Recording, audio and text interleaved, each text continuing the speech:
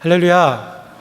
전도위원회 헌신예배에 나오신 여러분들 주님의 이름으로 환영합니다. 우리 옆에 계신 분들과 함께 한번 인사했으면 좋겠는데, 우리 아까 불렀던 찬양처럼 나는 예수가 너무 좋습니다. 옆에 있는 분들이 정말 예수님을 좋아하시는 분인지, 그 고백에 예수님 사랑하는 모습이 정말 나타나시는지 한번 보세요. 기쁨이 전염이 되시나요? 얼굴에 기쁨이 느껴지시나요? 오늘 말씀의 제목을 일로 드리는 예배로 그렇게 잡아왔는데요. 사실 제가 여러 가지 제목을 가지고 어떤 제목을 할까 굉장히 고민하는 중에 일로 드리는 예배라는 제목으로 말씀을 잡고, 그리고 여러분들과 함께 이 말씀을 나누고자 합니다.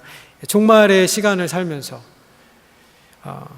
이 성도들에게 오늘 말씀처럼 이 시대에서 우리가 감당해야 할 역할을 잘 설명해 주는 구절이 없다라는 그런 마음의 확신이 듭니다. 일어나라, 빛을 발하라. 그러한 삶을 살아야 하는 저 여러분의 부르심을 오늘 본문을 통해서 확인하고 또 기도의 제목으로 삼는 오늘 이 밤이 되기를 간절히 소원합니다.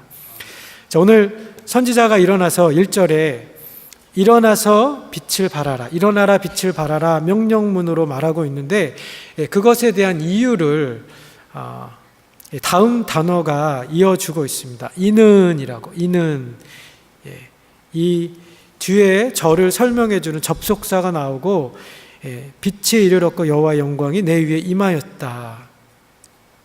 자, 여기서 우리가 간과하지 말아야 될 한 가지 전제는 나는 빛이 아니라는 것입니다.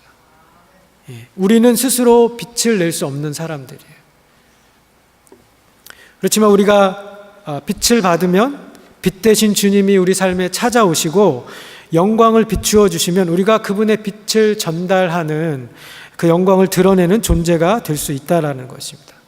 마치 램프처럼 혹은 전등처럼 자체적으로는 빛도 아니고 스스로 빛이 될 수 없지만, 여러분, 에너지가 그 전등 안에 들어올 때, 램프 안에 불이 이렇게 당겨지게 되면 빛이 발산되는 것처럼 빛 대신 주님이 우리에게 오셔야만, 그 빛 대신 주님이 우리에게 에너지를 주셔야만 우리는 빛을 낼 수 있는 그러한 매개체이다. 그러한 주님의 영광을 드러낼 수 있는 그런 수단이 될 수 있다는 것입니다.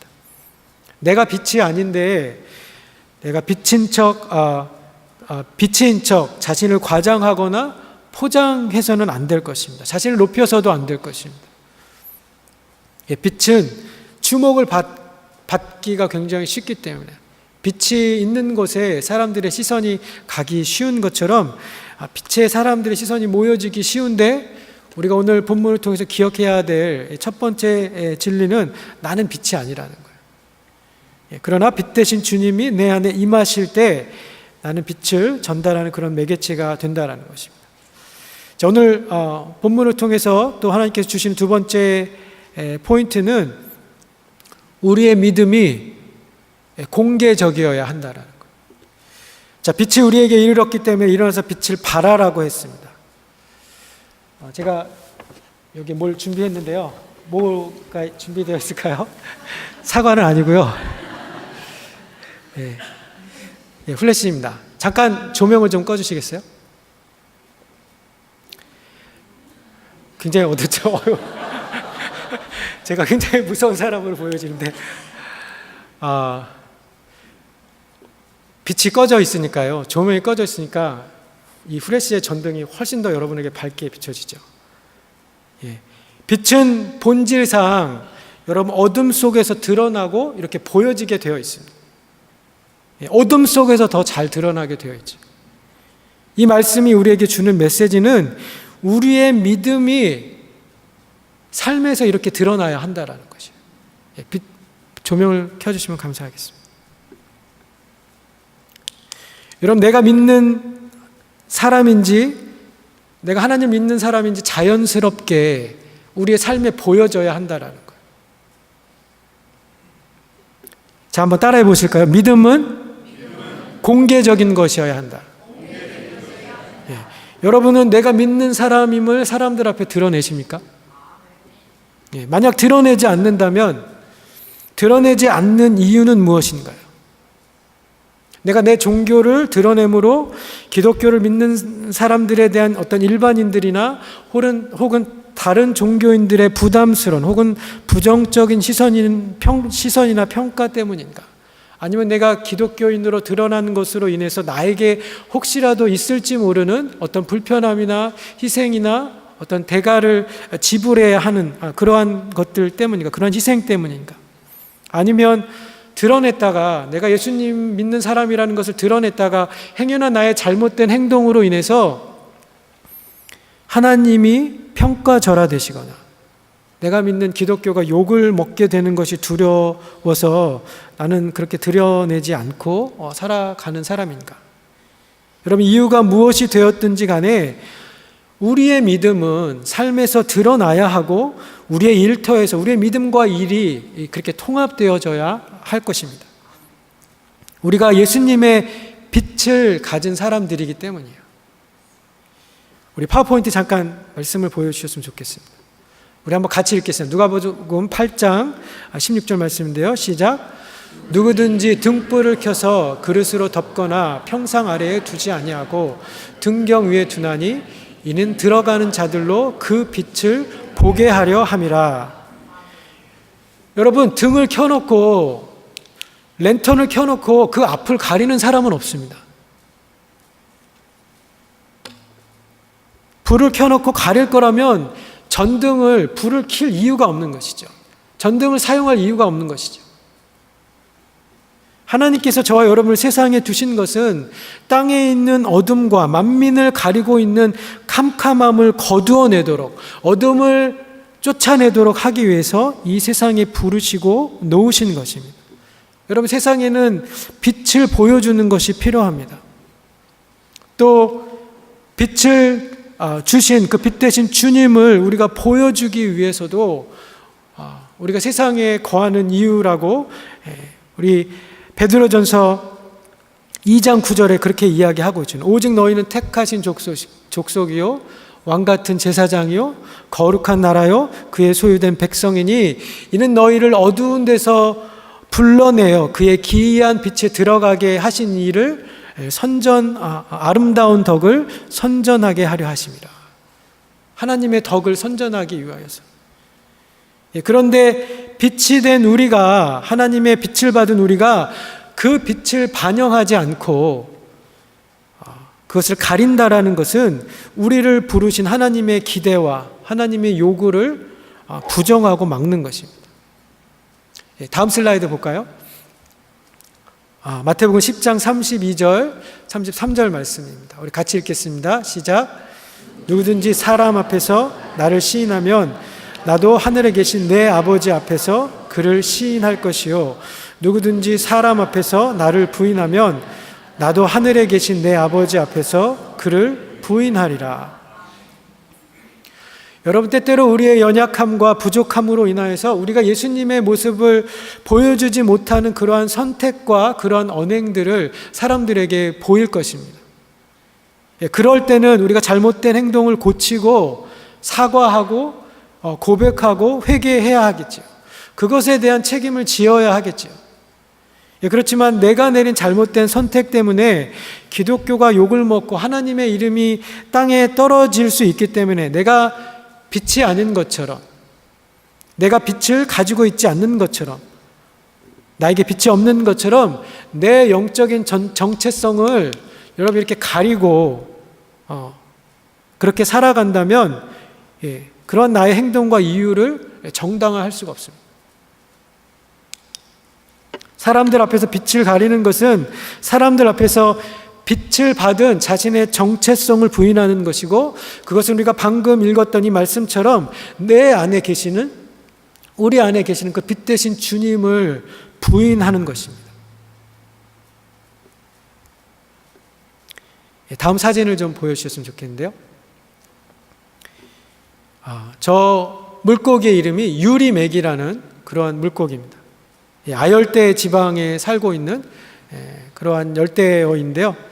너무 자기를 다 보여주어서 너무 부끄럽게 사람들이 너무 부끄럽다고 그렇게 부르기도 하는 그런 물고기입니다.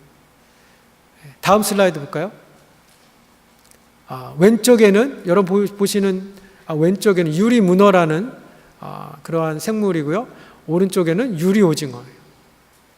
다 저 생물체는 이 아열대 해역 수면에서 약 300m에서 1000m 사이에 살고 있는 그러한 생물체인데, 이것이 자신을 보호하는 이 생존 방법이 두 가지가 있습니다. 하나는 아주 깊은 심해 해저에 있을 때는 해저 근처의 심해에서 어떤 돌이나 모래나 산호 속에 숨는 방법을 선택을 하거나, 또 다른 생존 방법 한 가지는 저기 보이는 것처럼 투명해지는 것입니다. 해수면이 가까운 그러한 바다에서 숨을 만한 아무 구조물이 없는 곳에서 투명해지는 것이 이 생물체가 가진 가장 탁월한 은신 방법이 되기 때문입니다. 자신의 몸을 온전히 투과해서 빛이 온전히 자신을 통과할 수 있도록 자신을 투명하게 하면서 생존하는 그런 생물체. 여러분, 우리가 세상에서 승리할 수 있는 비결은 나의 정체성을 숨기고 가리는 것이 아니라 오히려 우리의 정체성을 드러내고 보여줌으로 가능해지는 줄 믿습니다. 우리가 빛을 투과할 수 있는 정결하고 의로운 삶이 되므로 우리의 삶을 투명하게 해서 깨끗하게 하고 정직하게 하고 거룩하게 해서 구별된 삶을 통해 우리 안에 계신 예수님이 우리를 통과해서 보여질 수 있도록 하는 것이 우리가 이 세상에서 승리할 수 있는 그런 비결입니다. 그러면 세상이 우리를 보는 것이 아니라 내 안에 계신 예수님을 보게 되고, 빛 대신 그분의 아름다움 때문에 그분의 찬란함과 그 따뜻함과 그 광채에 이끌려서 주님 앞에 나오게 될 것입니다. 오늘 본문 3절에 그렇게 기록을 하고 있어요. 우리 본문 3절 한번 읽겠습니다. 이사야서 60장 3절 시작. 나라들은 내 빛으로, 왕들은 비치는 내 광명으로 나아오리라. 아멘. 여러분, 빛을 거부하는 사람들이 있겠지만 빛을 보고 자신의 죄를 깨닫고 빛으로 나아오는 사람들이 분명히 있습니다. 우리가 있는 삶의 자리에서 우리의 믿음의 실제를 보여주는, 하나님을 믿는 사람이 어떻게 사는지, 믿음을 가진 사람이 어떻게 사는지 여러분이 그 믿음의 실제를 보여주는 연습과 행함을 통하여서 빛을 발하는 삶, 구별된 삶, 투명하고 진실한 삶을 살아감을 통하여서 내 주변의 이웃들이 예수님의 빛에 관심을 갖게 되고 그 빛에 나오게 되는 역사가 여러분의 삶에 넘치기를 예수님의 이름으로 축원합니다. 자, 오늘 본문에 보면 여러 나라의 사람들이 각기 재물을 가지고 예루살렘으로 나아오는 그런 구절들이 기록이 되어 있습니다. 우리에게는 굉장히 익숙하지 않은 많은 지명들이 나오고 있는데요. 본문 6절부터 보시면 미디안과 에바의 어린 낙타와 스바 사람들, 그 다음에 7절에는 게달의 양무리, 느바요의 숫양, 그리고 9절에는 다시스의 배들이 가져오는 은금들이 다 하나님 앞에 드려지고 있습니다. 자, 여기 예루살렘을 근거로 다 북쪽과 남쪽과 양쪽으로 퍼져 있었던 그러한 동쪽에 있었던 그러한 나라들인데, 중요한 것은 모든 나라의 사람들이 자신들의 일의 결과물을, 자신의 노동으로 창출한 부를 하나님께 바치고 있다는 것입니다. 그런데 그 이유가 보면 너무나 놀랍습니다. 자, 6절에 보세요. 6절. 우리 6절 말씀 한번 같이 읽겠습니다. 시작. 허다한 낙타 미디안과 에바의 어린 낙타가 내 가운데에 가득할 것이요, 스바 사람들은 다 금과 유향을 가지고 와서 여호와의 찬송을 전파할 것이며. 여호와의 찬송을 전파한대요. 자, 7절에도 보면 내 제단에 올라 기꺼이 받음이 되리니, 이 사람들이 가져온 그 재물이 하나님의 제단에 올라 기꺼이 받음이 되겠다 이야기하고 있습니다. 자, 9절에도 보세요. 9절, 우리가 읽었던 말씀 9절, 우리 하반절에 보면 그들이 은금을 아울러 싣고 와서 내 하나님 여호와 이름에 드리려 하며 이스라엘의 거룩한 이에게 드리려 하는 자들이라. 여러분, 인간의 역사를 보면 이러한 다른 나라 사람들이, 이 타국 사람들이 어떠한 나라의 은금을 가지고 오거나 그 나라의 어떠한 특산품들을 가지고 오는 그러한 전례는 전쟁에 졌던 패전국들이 자기를 정복한 정복국가의 왕이나 나라에 가져오는 조공이나 이 관세뿐이었습니다. 전부 다 비자발적으로 강제적으로 그것을 징수하기 때문에 정복한 나라에, 자신들을 정복했던 정복국가에게 강제적으로 징수를 당하는 경우들입니다. 자, 그런데 오늘 본문이 말하고 있는 것은 어떠한 착취나 억압이나 정복을 당한 결과로 강제적인 징수 때문에 지금 이러한 특산물이나 부의 산물들을 가지고 오는 것이 아니라 이방 나라 백성들이 하나님을 찬양하기 위해서, 하나님께 제사를 드리기 위해서 자발적으로 그 헌물을 가지고 있다는 것입니다. 여러분 놀랍지 않습니까? 하나님께서 하신 일을 듣고 그분의 영광과 그분의 위대하심에 감동되고 변화된 자들이 자신들이 힘들게 일을 해서 벌어들인 소득과 그 노동을 인하여서 창출된 부를 하나님께 드리고 있어요. 자기가 일한 현장에서 얻었던 산물, 광부는 마이닝 그 웍을 통해서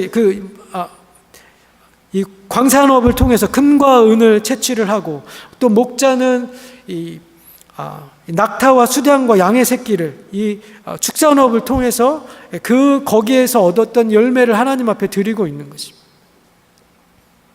자, 이것이 우리에게 주는 메시지가 무엇인가요? 슬라이드 한번 보여주시겠어요?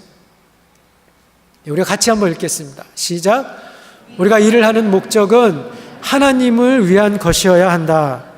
아멘. 여러분, 저들이 일을 하는 목적이 하나님을 찬양하기 위해서, 하나님께 드릴 헌물을 마련하기 위해서 일을 하는 경우가 되었습니다. 일을 하는 목적이 받기였어요. 자기를 위해서, 내 신분과 지위를 얻기 위해서 그렇게 해서 그것 때문에 일하는 것이 아니라 하나님께 드리기 위해서, 하나님을 찬양하기 위하여서 그렇게 드리는 노동이 되었어요. 여러분, 창세기 11장에 보면 시날 평지에 모여서 바벨탑을 쌓았던 노아의 후손들이 이 바벨탑을 쌓았던 그 사건이 기록이 되어 있습니다. 그 바벨탑을 쌓으려 했던 사람들이 탑을 쌓았던 동기가 무엇인지 성경이 이렇게 적고 있습니다. 성읍과 탑을 건설하여 그 탑 꼭대기를 하늘에 닿게 하여 우리 이름을 내고 온 지면에 흩어짐을 면하자 하였더니, 시날 평지에 모였던 그 사람들이 탑을 건설하려고 했던 이유, 높은 그 고층 빌딩과 같은 탑을 지으려고 했던 이유가, 노동을 하는 이유가 무엇이었냐면 내가 얼마나 대단한 사람이를 증명해 보이기 위해서, 이 지면에 흩어지지 않고 모여 살면서 편안한 삶에 안주하고, 무엇보다 모여 살면서 힘을 키우는 것, 더 힘있고 강한 사람이 되어서 다른 사람을 지배하고 부리는 것을 자신들의 삶의 목적으로, 그 노동의 이유로 일했던 사람이었어요. 그런데 오늘 본문에 보시면 그 창세기 11장에 있었던 일의 역행이 일어나고 있습니다. 일의 목적이 바뀌어졌어요. 사람들이 자기의 영광을 위해서, 자기의 지위를 높이고 힘을 과시하기 위해서, 그렇게 그냥 내가 잘 살기 위해서만 부를 쌓는 것이 아니라 하나님을 찬양하기 위해서, 하나님을 높이기 위해서, 하나님께 예물을 드리기 위해서 그렇게 일한 열매들을 하나님 앞에 가져오고 있습니다. 여러분, 이것이 오늘 본문이 저와 여러분에게 주는 가장 중요한 메시지이고, 제가 오늘 설교를 통해서 여러분에게 드리고 싶은 하나님의 말씀입니다. 우리의 삶의 현장이, 내가 일하고 있는 그 직장의 현장이 하나님 앞에 드리는 삶의 열매, 주님 앞에 드릴 열매가 되어야 하고, 내 일의 목표가 하나님 그분을 위한 것이 되어야 한다라는 것이에요. 여러분이 지금 일하고 있는 그 직장에서 일을 하고 계신 이유가 무엇입니까? 내가 하고 있는 그 일, 내가 그 일을 떠나가지 않고 그 직장에 지금 머물고 있는 그 이유가 무엇입니까? 내가 일하고 있는 그 직장이 내 가족이 원하고, 또 부모가 강요해서 생계를 유지하기 위해서 경쟁 사회에서 우리가 살아남기 위한 생존 수단으로 경제적으로 주어진 어쩔 수 없는 압박 때문에 그러한 이유 때문에 여러분 직장에서 일하고 계신가요? 아니면 더 높고 확실한 사회적인 경제적인 지위를 얻기 위해서 이 실리콘밸리 세계의 정말 뛰어난 지성들이 다 모여있는 이곳에서 내가 얼마나 뛰어난 사람인지 내가 얼마나 실력 있는 사람인지 증명하기 위해서 그것을 보이기 위한 방편으로 혹시 일을 하고 계신가요? 만약 그러하다면 제가 단언컨대 오늘 말씀을 통해서 확실하게 말씀드릴 수 있는 것은 여러분 나는 그 일을 내게 허락하신 하나님의 기대와 하나님의 부르심에 부응해서 살고 있지 못하다라고 그렇게 말씀드릴 수 있습니다. 창세기 11장에 그 신할 평지에 자기의 이름을 내기 위해서 자신만을 위해서 힘과 권력과 부를 축적하기 위해 바벨탑을 쌓았던 사람들과 같이 내가 단순히 그냥 나와 내 가족, 나의 안위와 내 가족의 성공과 어떠한 그 안정된 삶을 얻기 위해서만 일하는 사람이라면 내 가치만을 높이기 위해서 일하는 사람이라면 여러분 그렇다라면 하나님께서 우리에게 부여하신 노동의 신성하고 복된 의미를 우리가 변질시키고 그것을 저급하게 그 용도를 변경하는 사람이 되어버린 것입니다. 여러분 그런 사람들에게 일 자체가 삶의 목표가 되던가 일이 주는 결과물이 사람들의 삶의 목표가 됩니다. 일로 인해서 일이 주는 그런 결과물이 나의 가치를 높여주는 것으로 여기면 그렇게 살게 되면 결단코 우리의 삶의 만족과 행복을 얻지 못합니다. 쉼도 얻을 수가 없습니다. 일을 하면서 아무리 많은 휴가를 가도 결국 그 일이 사람을 고갈시키고 지치게 할 것입니다. 목표가 잘못되었기 때문에 일을 하는 그 목표가 잘못되었기 때문에 우리가 하는 일이 나를 살리는 것이 아니라 오히려 나를 더 황폐케 하고 나를 더 지치게 만들 수밖에 없습니다.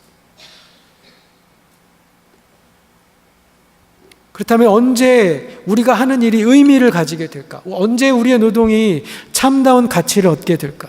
언제 우리의 노동이 노동 본연의 역할을 감당하게 될까? 그것은 우리가 하나님을 알고 나서 우리의 노동이 하나님께 드리는 예배가 될 때, 그것이 나만의 유익과 나의 성공을 성취하는 수단이 아니라 내가 다른 사람을 섬기고 사랑하는 도구가 될 때, 여러분 일 자체가 본연의 의미를 찾고 하나님께서 내가 하는 그 일을 통하여서 영광을 받으시게 될 것입니다. 마틴 루터가 이러한 이야기를 했습니다. 농장에서 소의 젖을 짜는 소녀는 우리를 사랑하시고 돌보시는 하나님의 손가락이다.